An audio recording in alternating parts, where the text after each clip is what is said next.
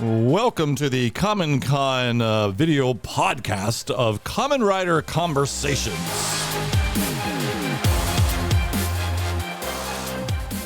My name is Musashi, and I'm joined this evening with my bestest friend, Jeff. Welcome to the podcast, Jeff.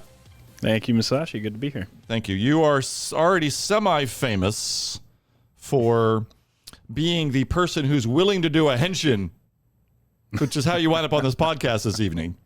So I'll post it up top, but we had a previous podcast on a Gav reaction. We had Anastasia here, and Nick and Ryan, and I tried to get them to do a henshin, and I was bragging that my friend Jeff has got a Black Sun henshin that's really good, and he was willing to not only show me, but maybe come on a podcast and do it. Surprise? Is that a tease? Is that a good tease? It was a good tease, yeah. Because you're sitting in a chair. It doesn't look like you're going to do a henshin for us here. I may jump up and...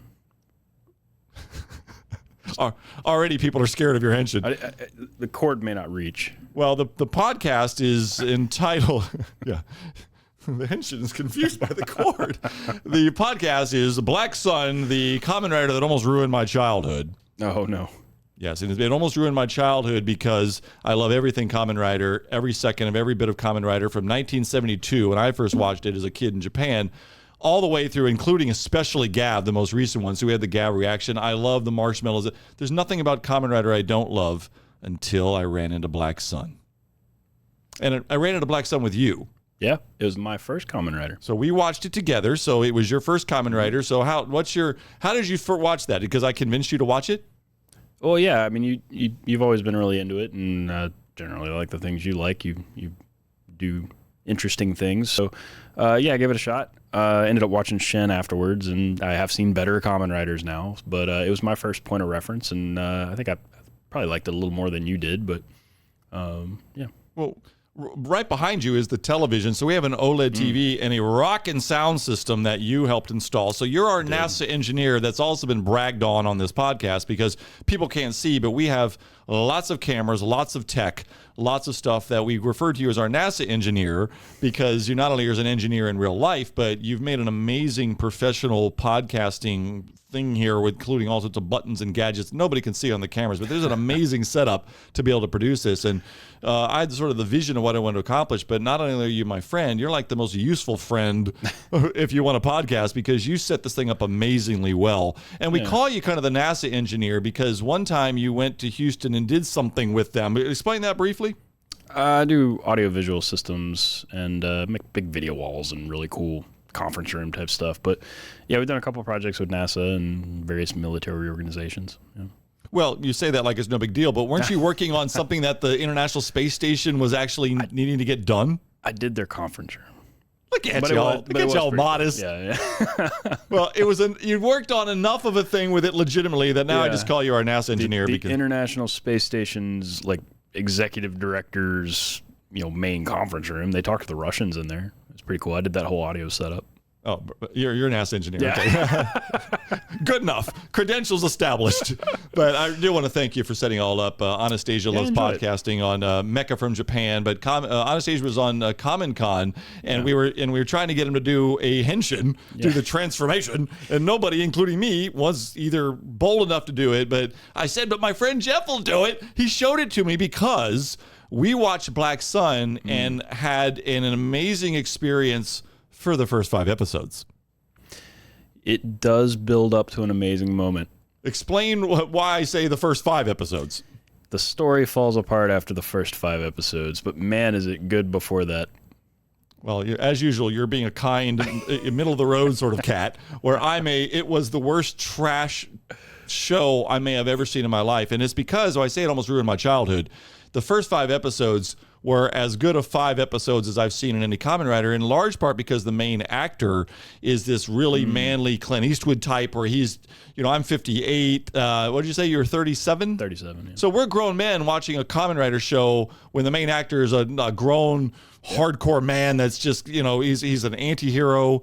That just as a character and as the style of the show is more adult, it's a little gory. So I'm all in. I'd seen Shin Kamen Rider, and then you saw Shin Kamen Rider after Black Sun, right? I did. Yep.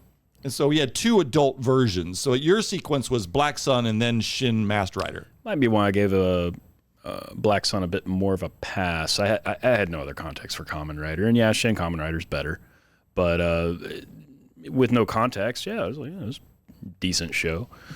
Well, for me, it almost ruined my childhood because the upside to sort of the hate I have for Black Sun's half of it is that every second of Kamen Rider, every second of every show of anything I've ever seen from the very beginning until Gav, including especially Gav, it's just been a big love fest for me. Not 1 second of one thing. And many Kamen Rider fans and I, we just talk about what do we love? What part do we love the most? Not which ones do we dislike.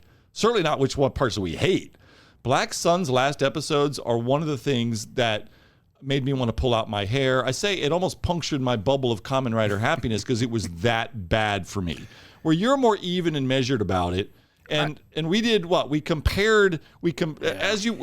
After episode 5, you and I both started doing what? Well, we both started looking for ways they could have improved it. I feel like it could have been saved by a couple little edits and tweaks and some better story beats. I think you feel a little more like it's unsalvageable, but it's just like Star Wars, the later episodes where it's got good acting, it's got good costuming and good sound effects and music and all the pieces are there, but they just didn't have a good story and they didn't know how to stick the landing. Well, some of it is that the first 5 were just glorious. So now you've got me very negatively, talking about I just couldn't stand that show as a show, much less as Kamen Rider. But it was because of my love for Kamen Rider to have something that I didn't just like, but really loathed by the end of it. But it's more emotionally negative for me, in part because it is the only Kamen Rider thing I've never not absolutely loved, but I loved the first 5. So that disappointment of the switcheroo was extreme for me. Yep. And you and I were both on an absolute giddy fest. So to switch it to something a little more positive, the first 5, amazing, right? Yeah, he's sort of he's an anti-hero, right? So he's the Batman to Ultraman's sort of Superman. He's not an all good guy. He doesn't want to do this. He feels like he's forced to. He was forced to become what he is. And even in the first episode where he saves the damsel in distress, the little girl that's the other sort of main character in the show, he saves her by ripping the other bad guy's head off. Right, and that was the fifth episode. It's 1 hour episodes. We're 5, and so you and I are watching it on the first episode. The fancy system right behind you in the dark on an OLED TV with this incredible sound system with multiple subwoofers. The sound is amazing. We are so engrossed in this story. The actor was amazing. I mean, it still is. I mean, even though I hate Black Sun's second half, hate it. Half, yeah. The first 5 were some of the best Kamen Rider ever made.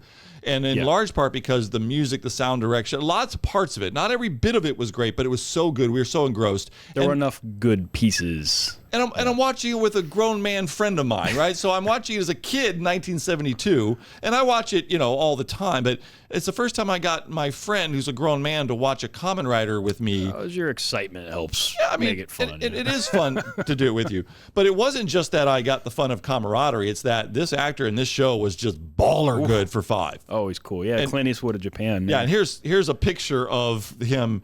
Yeah. This is the moment before he does his henshin, which is how, in part, we got you on the podcast. Yeah. Because I've happily talked you into a henshin. So right here, he's very mad. He's not a happy person. So what happens with that girl that he saves in the first episode? She, in this moment, I said he didn't want to be who he was. He's forced into being a kaijin, right? Which is their bug people.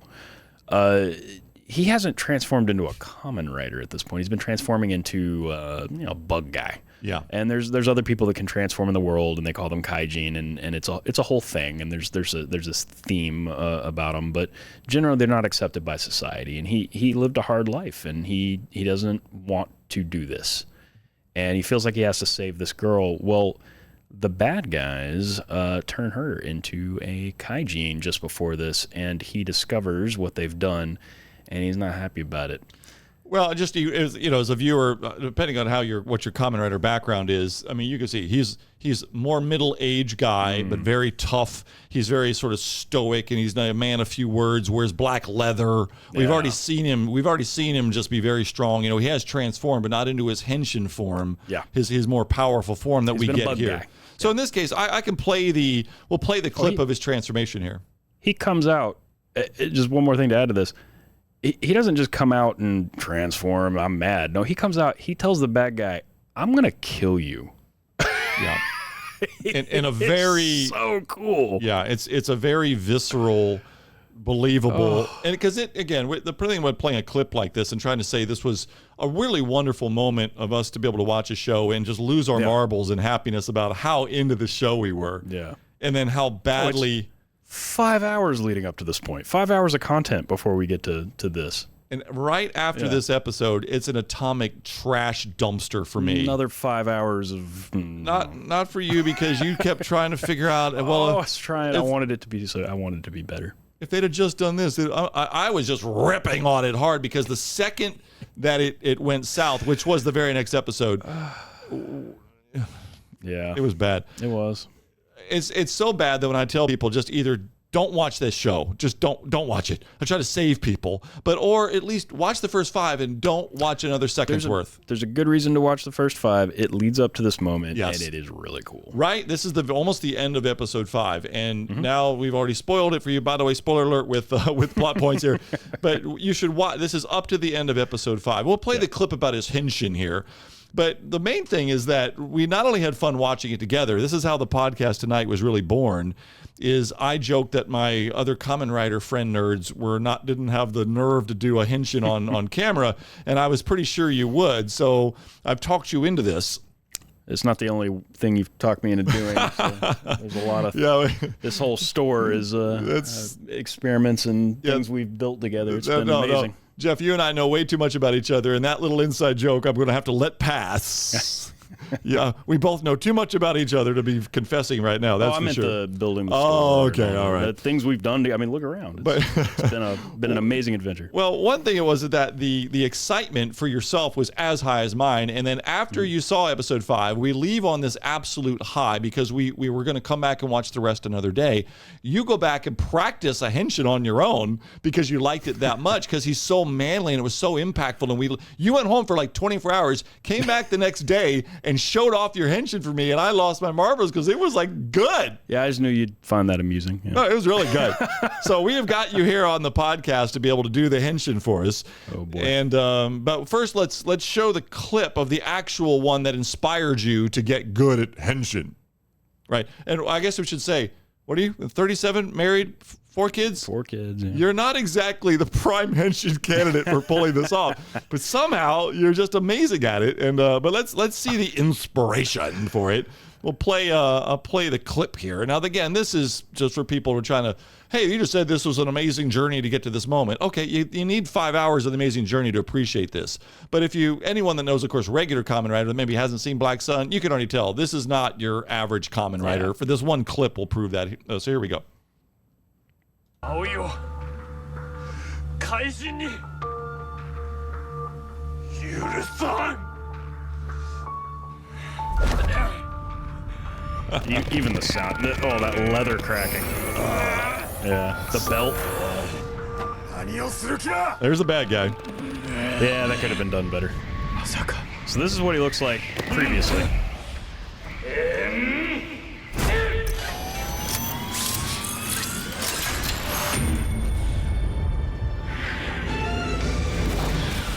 There we go. There we go. Yeah. He's the Kamen Rider. So again, it's, sometimes when I watch that clip, I'm thinking, how did I lose my marbles? Because we had 5 hours of buildup, and that still is one of the top Henshin of all time in Kamen Rider. The music was, still gives me goosebumps. I love that song. I got the music on Spotify, and I don't listen to it anymore because I can't stand the show. But up until that point, I went right to Spotify. Find Black Sun music. It's so gym motivational. It's amazing, right? But you could see why, with that sort of real manly way that you went and decided to go try to Henshin. Now, had you tried any kind of physical I mean, as a kid, yeah. I mostly was just doing it to goof on you, but then Were you aware that you're pretty good at it, you know? No, I was just messing around with you, and then you said, "Oh, this is amazing! I gotta record this." You don't have a history of No, not just henshin, but physical ability to do stuff. no, just no shame. Okay, well, so the gag here on the podcast, which is what we've arrived to now, finally. Yeah. For those of you that have tuned in strictly for Jeff's henshin, you're about to see it now. We did do so. We flirted with doing this live. But we decided we better do a couple of takes. Yeah, I mean, we ended up doing way too many takes during the live. You were getting pretty sweaty by the end, but it was only about in 7 or 8 attempts. We had 2 really good ones. We picked out the best one here. So we recorded this just a very short time ago. So we'll show your henshin. Now that we've showed the original one, now they can judge. Yeah, we can show the way better one, the more classically trained. But you did it right behind you here in the chair. Professional acting coach. So let's see Jeff Sellevy's henshin. There he is. Okay, here we go.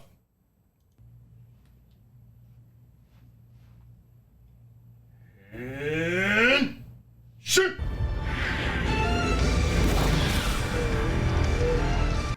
That never gets old, man. I've seen it like 10 times now.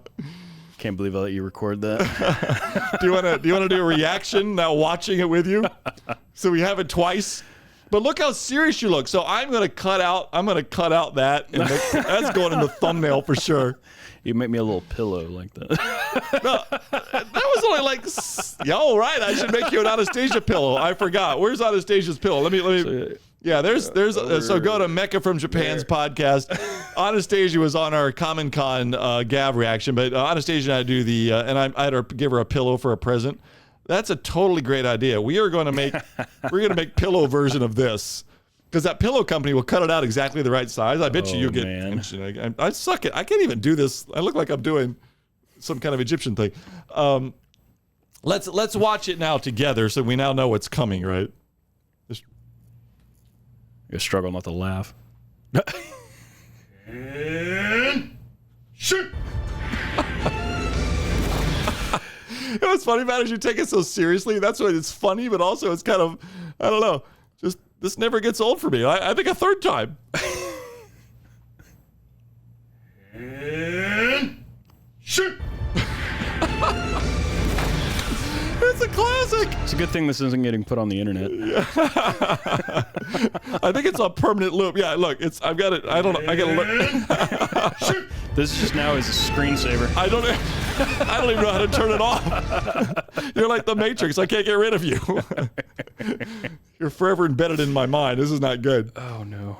So Jeff, not only is that is really just amazing, but so this is after a couple of takes. But when you first came back after 24 hours, I don't know if you warned me that you were doing it, but I lost my marbles because you know we were so excited about the show, and I was like, I can do that, and you're like, no, you can't. I think you like dared me to do it. Was how that originally started. No telling, but yeah, and then I did it, and you're like, oh, it's really good. So well, I'm bad at physically mimicking, and you're clearly good. Yeah, kind of turn the phone behind you and like. Yeah, so explain. So you told me that you went home and legit practiced it. How long did you practice, and what was the methodology like with your phone? I did it like twice. What? Really? I just put the phone behind me and then like looked at it behind me to try to like which side does his arms go in, right? Because you're mirrored to how it looks on the screen, so you can't just look at the screen. You kind of got to flip it in your head. But yeah, because he starts this side, but on camera it's your left, his right. So, but okay, I thought you practiced for like 24 full hours because you got that good in just a couple goes. No, I did it. You saw me do it in here. I did it 2 or 3 times. No, but I mean, originally, this is 6 months ago. We saw Black Sun, by the way. We're podcasting 6 months after we watched it. Yeah. But I mean, when you went home to practice, I just kind of envisioned you hours upon hours working on that. No, I did it a couple times. What? Yeah. Kind of less of a good story for me. I thought you were legit working on this. Surprise. Okay, but still, even with only 2 tries, were you in a locked closet, or does your wife and kids see this activity? I don't think anybody saw it. I think you're the only person that's seen it until this goes up. Yeah, well, not anymore. Matter of fact, let's do this another 10 times. No, no. So, oh, look, you're still playing in the background. I know you're going to link that to one of your little audio buttons No, over there. It's one of the funniest dang things ever. But when 6 months ago, when you first came to it, I just laughed so hard because you were so good at it. But I thought you'd put that level of 24 hours of dedication into it. Now, I could practice all day long, and it's not going to look that good. I'm just bad at physically mimicking stuff like that. But that was because we were so hyped about the show, and that was the peak of the show. And, buddy, it went downhill from there. Yeah. So you think you could have fixed it with some tweaks. I think it's hot garbage. But just explain a few of the tweaks and a few of the things you thought. Since we were, I would have thrown, if it wasn't been an expensive TV that I owned, I'd have been throwing lots of things at the TV. I disliked it that much after episode 5. Yeah, I think there's a couple of things, just like sort of the big ones. The character deaths, because they weren't afraid to kill characters. This is a very serious show. Serious as a show tokusatsu could be, but they are given weight, sort of. But I think they could have been given more weight if they did them slightly differently. For example, Begenya, the bad guy that he's actually fighting in that clip, which, by the way, shortly after that clip, Black Sun pulls off one of his antenna, rips it out of his shoulder blade, and then tries to beat the guy to death with it. Yeah, he's gonna beat this guy, right? So cool. So he tries to beat that guy up. That guy's rescued by one of the other henchmen. Later, he decides what the bigger bads are doing is maybe wrong, right? So he sort of turns to the good side, and it is not done very well, but there's a moment where they could have made it even better, where he's trying to save the little girl who is trying to reveal something about the Kaijin to the world. And he's fighting off these police that are trying to stop her, and he nearly dies. Just let him die. He dies later, but if he dies there, he has a redemption arc. And so there's a lot of little story beats like that where they could have just ended that character there or done something slightly different with that character, where I feel it would make you feel totally differently about the show. Even the ending. I don't know if we want to give away the ending. Well, we could skip the how much I disliked the last, or what even got us to the disliking part. But you were able to keep those sorts making of tweaks, yeah. You were able to make very sort of intelligent, but yet like, wow, if they'd have just done this. Or I was in, because no Kamen Rider, not 1 second of anything in this incredible franchise, not 1 second, is not only not been not good, but I mean great for me. So this giant popping of my bubble with Black Sun is I've not forgiven it to this day. I do recognize that the first 5 are amazing, but you know what I really get out of Black Sun? I get Jeff's Henshin. We did have fun. I mean, it was an amazing fun moment to share the first 5 with you. Then I get the Henshin, and then you got to listen to me rant about how horrific it was for me. I truly believe, like, so long as the show has, because there's some elements that you gotta have. You gotta have good music and characters and actors and all those sorts of things. You either have it or you don't. And the show has it. But story is usually editing to a degree, right? I want you to watch at some point a YouTube video called How Star Wars Was Saved in the Edit. There are tweaks like that you could make to Black Sun, and I think it would be a way better show. Well, we finally agree on something. You just edit out the last 5 episodes, and you got a perfectly fine show. Well, you're not wrong, but that's what I know. I know what you're meaning. You think at certain crossroads of decisions, it just was horribly decided upon. The whole, we get into plot points of what was bad about it, and so I'm joking about chop out the last 5 episodes. They were so bad. Every single minute of everything after that was one of the worst things I've ever seen. In large part, I'm layering that over it almost ruined my childhood. The only thing that didn't ruin my childhood is having fun with Jeff watching the first 5 and then really loving that much of it, having fun watching it with you, even having fun bashing the last one because it was so bad that you almost connected a soul level. It was that kind of soul-crushing, horrible ending, Had a bad ending. When it built it up so good. But we are still left with... I think you could have fixed the ending, too. We are still left with happy Kamen Rider world because we still get... Oh, no. This.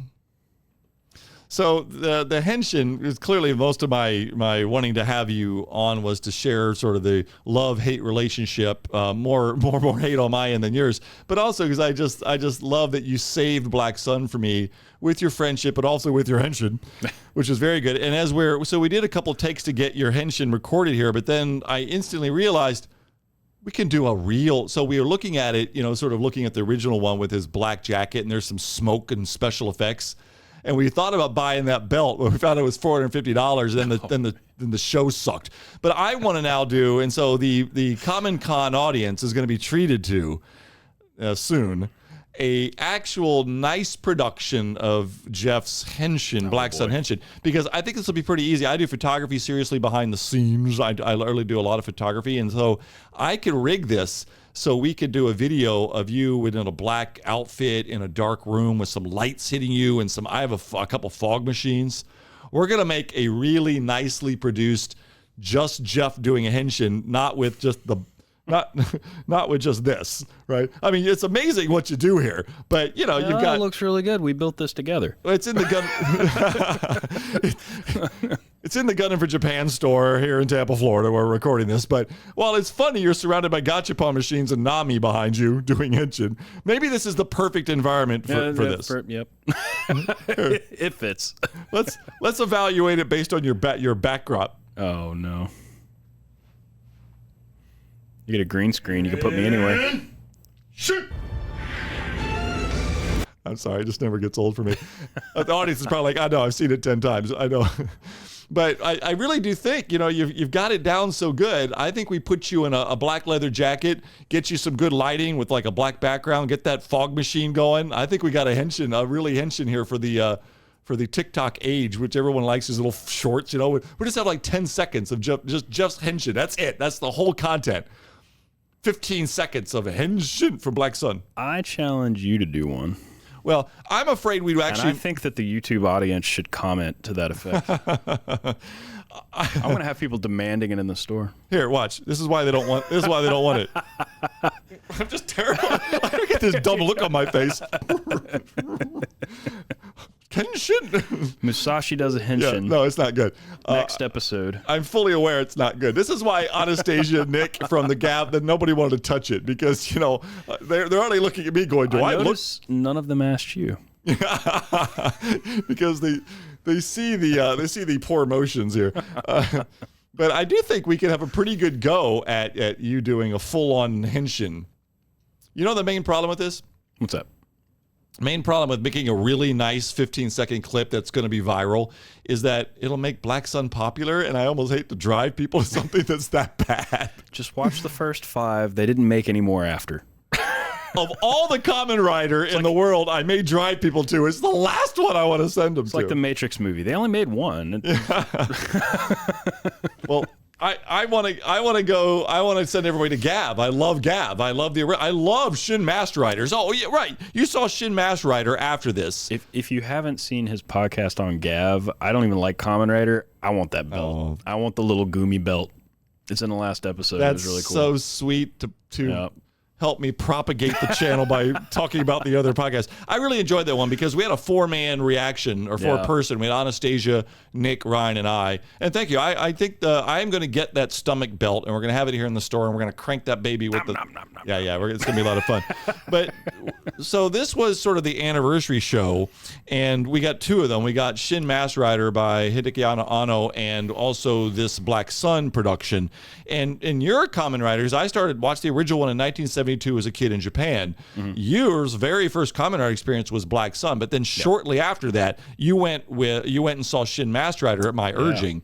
And just briefly, what are the differences? Where are you at with it? Just as adult, lots of blood, violence, gore. I think that they kept the narrative making sense. They didn't lose the plot midway through the movie. Really liked the transformation scene. The bike was super cool. And the rider kick into Bat-Og, that is one of the coolest things I've ever seen in a movie. It is one of my favorite things in life is Shin Master Rider. But in Black Sun, we do have an amazing motorcycle. Now that's been studied. I mean, a really well-known motorcycle customizer made the motorcycles for the show. So there's some stuff in it that's really very good. Redeemable. But I can't forget the last 5 were just just trash. You just got to remember the parts you liked. Well, I remember the part where you and I were giggling, and I'm certainly going to remember your henshin. Oh no! Especially when you get a 15-second, really nicely done clip. I have aspirations to make a more cinematic version of you doing this. We'll see if we actually do it or if we pull it off, or I don't know. I just can't see how we don't pull this off. I've got like a dark duster. We just got to borrow a leather jacket, put you in some black pants. You're wearing black pants now. I dare any of the rest of you Kamen Rider fans to do a henshin. Well, I don't know. It's a little intimidating. Look, you've even got the pose, like the right angles. God, why am I terrible at this? It's like I'm always doing. Yeah, how could I not just put my arms straight? It's crazy. Self-critiquing myself here in the camera. But Black Sun will always be able to laugh about the hilarity of how bad it was, but also how into it we were. And for me, I'm left with that I'm the biggest Kamen Rider fanboy you'll ever find. And yet this is still to this date. Let's hope it's forever the only thing I don't like about Kamen Rider, because the rest of it's all just gravy for me. I love all of it, right? So your henshin will be upcoming on Kamen Con, and so if you want to subscribe and like the channel, you will then get the immediate pop-up notification when Jeff's fully produced henshin is available. Oh boy. Can't wait. My friend, we are at the end of our video podcast for Kamen Con. Thanks, Jeff, for visiting with us today. I appreciate your insight. More importantly, thank you for having the nerve and the grace to pull off an amazing henshin. Let's one more time. We'll exit with this one.